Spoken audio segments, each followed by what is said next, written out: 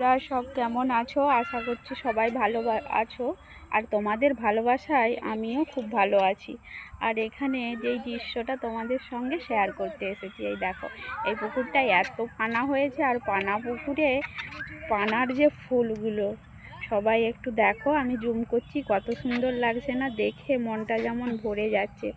আর চারধার সবুজ, আর তার মধ্যে যদি সাদা এরকম ফুল হয়, কার না ভালো লাগে? দেখে মনটা খুব জুড়িয়ে যায়।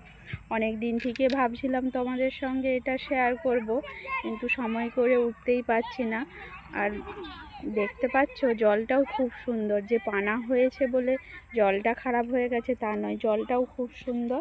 সবাই যেহেতু এখানে এই জলটা ব্যবহার করে, আর দেখতেও খুব সুন্দর লাগছে। আর উপরের দিকের ভিউটা দেখো, পুরো তাল গাছে ভর্তি।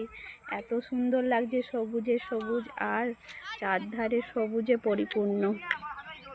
এইটা প্রায় তোমাদের সঙ্গে শেয়ার করি, কারণ আমি ছাদ থেকে ভিউটা দেখাই। আজকে সব নিচে আসলাম, নিচে এসে তোমাদের সঙ্গে শেয়ার করলাম। আর এই পুকুরে যেমন পানাও আছে তেমন মাছও আছে। আর মাছ এত পরিমাণ হয়, খুবই সুন্দর। যেহেতু আমাদের এখানে বন্যা প্রায় সময়, বর্ষাকালে বন্যা হয়, তাই মাছটা মোটামুটি হয়।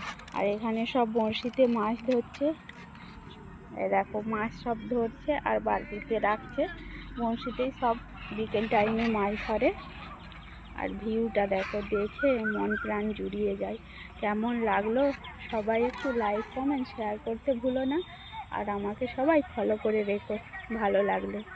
আজকের মতো এইটুকুই, টাটা, সবাই ভালো থেকো।